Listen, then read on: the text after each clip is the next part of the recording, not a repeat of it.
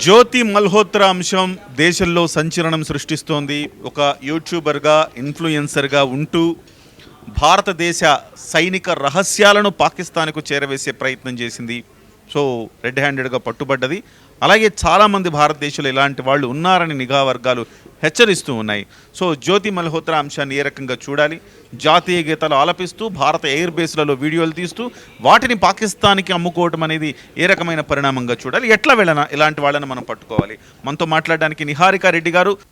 యూట్యూబ్లో చాలా వరకు మనకి సోషల్ మీడియా న్యూస్ ఛానల్స్ అంటూ స్టార్ట్ చేశాయండి. They are not satellite channels, కానీ మంచిని చెప్తున్నప్పటికీ కొన్ని ఛానల్స్ ఉన్నాయి స్పై ఏజెన్సీగా పనిచేయడం. ఇప్పుడు క్లాసిక్ ఎగ్జాంపుల్ మీరు చెప్పినట్లు స్పై ఏజెన్సీగా పనిచేయడం, లేకపోతే మన ఇన్ఫర్మేషన్ని వాళ్ళకి ఇవ్వడం, వాళ్ళ ఇంట్రెస్ట్ని ఇండియాలో ప్రమోట్ చేయడం ఇతర లాంగ్వేజెస్లో. ఇలాంటివి మనం గమనించున్నప్పుడు 3 లెవెల్ ఆఫ్ ఆర్గనైజేషన్స్ వాళ్ళని ఖండించాలి. ఒకటి, గవర్నమెంట్ లెవెల్లో ఒక సంస్థని ఎస్టాబ్లిష్ చేసి ఈ media channel called social media ఛానల్స్ని రెగ్యులేట్ చేస్తూ ఒక బాడీని తీసుకురావాలి. కనీసం వాటి మీద అవగాహన, అంటే ఏం చేస్తున్నారు, ఎటువంటి ఇన్ఫర్మేషన్ ఇస్తున్నారు, ఎవరు వాళ్ళ సబ్స్క్రైబర్ బేసు, వాళ్ళకి మనీ ఎక్కడి నుంచి వస్తుంది, దీని మీద నిఘా ఖచ్చితంగా ఉండాలి.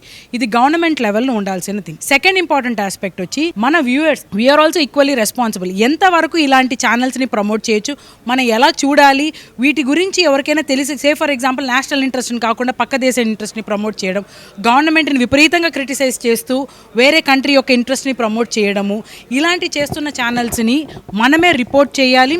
రిపోర్ట్ చేయడమే కాకుండా ఇలాంటి వాళ్ళ మీద స్ట్రింజెంట్ యాక్షన్స్ తీసుకోవడం, అంటే ఎఫ్ఐఆర్ లాంటిది నమోదు చేస్తూ వాళ్ళ మీద ఇన్వెస్టిగేషన్ జరిపించాలి. మనము ఒక సివిల్ సొసైటీగా స్ట్రెంగ్తన్ అయితే తప్ప ఇలాంటి స్పై ఏజెన్సీస్ కానీ ఇలాంటి వ్యక్తులని మనం అరికట్టలేము. స్ట్రింజెంట్ యాక్షన్ తీసుకోవడం అనేది చాలా ముఖ్యం. విపరీతమైన ఇన్ఫర్మేషన్ ఉందండి, లోడ్ అవుతుంది. ఎట్ ద సేమ్ టైం ఎటువంటి సెన్సర్షిప్ లేదు, ఎటువంటి కంట్రోల్ లేదు, ఎటువంటి రెగ్యులేషన్ లేదు.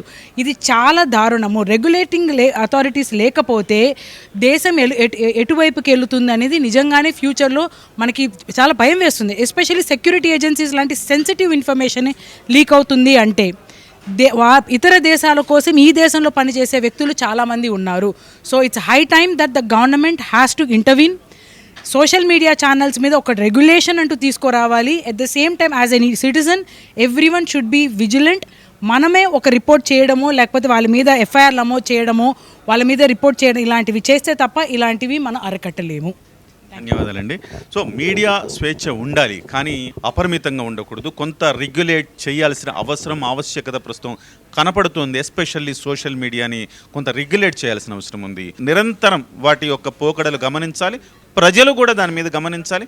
ఎప్పటికప్పుడు దేశానికి నష్టం చేకూర్చే వ్యాఖ్యలు ఎప్పుడైనా చేస్తే కనుక వాటిని ఇమ్మీడియట్గా కౌంటర్ చేసేలాగా, దాని మీద కంప్లైంట్ ఇచ్చేలాగా కనుక చర్యలు తీసుకున్నట్టయితే దీన్ని మనం అరికట్టవచ్చు అని చెప్తున్నారు నిహారిక రెడ్డి గారు.